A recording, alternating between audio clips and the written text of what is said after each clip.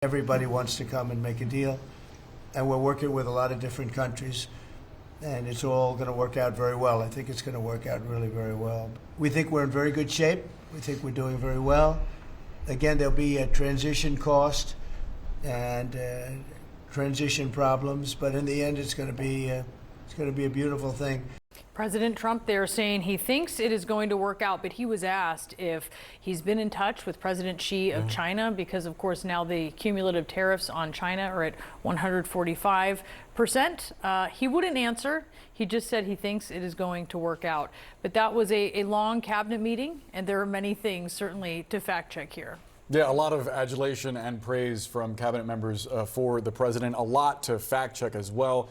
Let's go straight to the White House with CNN's Jeff Zeleny. We also have with us senior reporter Daniel Dale and Richard Quest, who has been closely watching markets. And Jeff, on that point, the president was asked what he makes of the fact that the stock market has trended downward since yesterday's enormous gains following his announcement of this 90-day pause on most tariffs.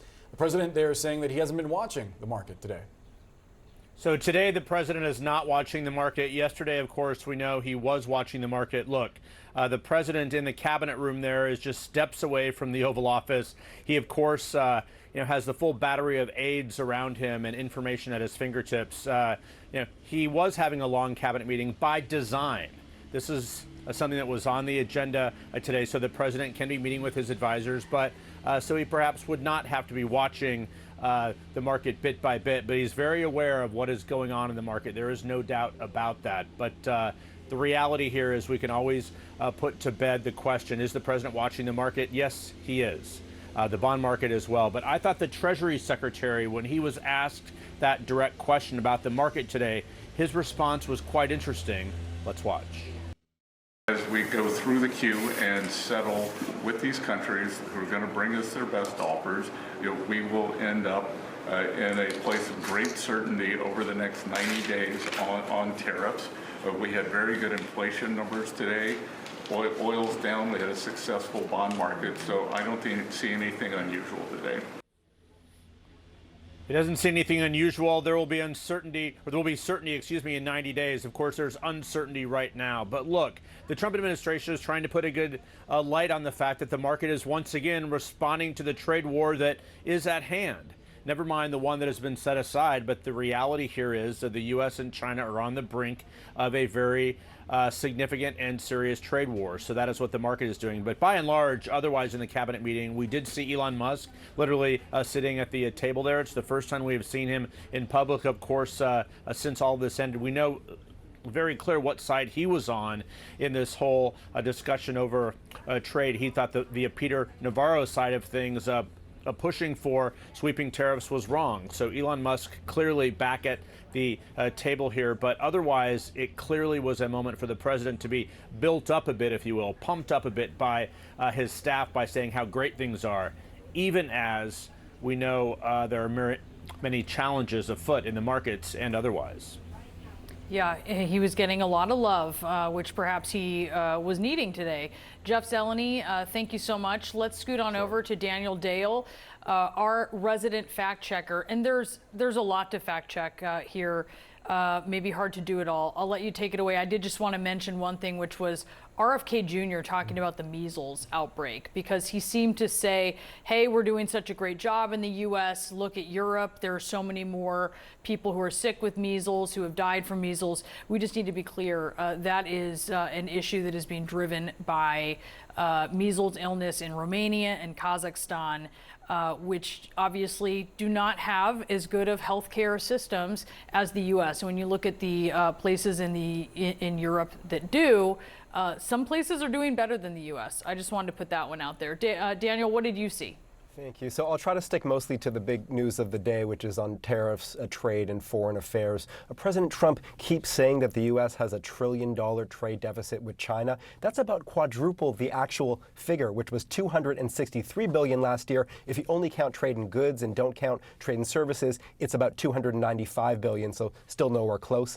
President Trump also said again that during his first term, we took in hundreds of billions of dollars from China through his tariffs. As many of our colleagues keep pointing out, because we have to, All that revenue was paid by U.S. importers, and we know from study after study and just from talking to people in this country, most of those costs were passed on to U.S. consumers. He also repeated, Brianna, a bit of alternative history he keeps using, saying that the European Union was formed for the purpose of taking advantage of the United States. I spoke this week to an expert on European integration. He said not only is that wrong, it is completely detached from the actual history. European integration has long happened with the firm support of U.S. administrations from both parties. And he said that, talking about Japan, we defend them and spend billions of dollars. They don't pay anything. In fact, Japan does share the costs of the U.S. military presence in that country, paying billions of dollars per year. I want to briefly move on to two other subjects. He spoke again about autism and keeps kind of flirting with this debunk conspiracy theory that childhood vaccines cause autism, saying that something artificial had to have caused the increase in diagnoses over recent decades, and said maybe it's a shot. That is debunked. It is not a shot. Experts tend to attribute this increase in diagnosis to increase awareness, increase screening. There may be some environmental factors, but it's not childhood vaccines. And he again repeated near the end there, he returned to this old favorite that other countries around the world emptying jails and mental institutions under President Biden to somehow send criminals and people with mental health issues to the United States as migrants. I have begged and pleaded with Trump's team for any evidence, any corroboration of those claims. They haven't provided any smidgen of it whatsoever. Daniel Dale, thank you so much for walking us through that. Over to Richard Quest. Richard, as you well know, and as we've seen in recent days, markets react very sensitively to what the administration says, the sort of plans that they project outward. How do you think markets are going to respond, or are responding, doesn't look great, to what we just heard from the White House? Yeah, well, I feel sorry for Daniel because there was so much in that news conference. I prefer the old journalist's joke, why let the facts get in the way of a good story, which, if you know what I mean, because there was just too much there that was either half-truth, partial truth, not even on the reservation of truth or reality to actually dissect. So we have to look at the markets and ask, what are they seeing? What are they reacting to? And we can put it into two buckets. The first one is the tariffs that are already now in place and in force. The 145% on China, the 10% general, the autos, the steels, and the farmers to come. That's the number that's baked into the economy at the moment.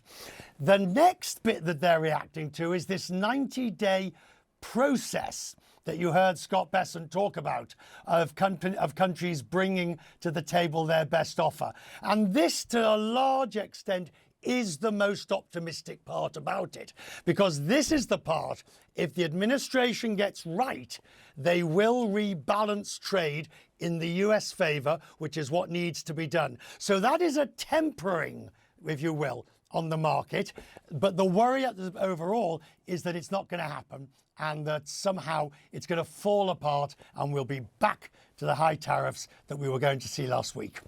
And we're still facing high tariffs right now. I think that's what we need to remind people of, Richard. Like, at this moment in time, the U.S. has this protectionist posture, the likes of which, even without going to, what was it, nuclear winter, I think is what Bill Ackman described it as, or something similar to that.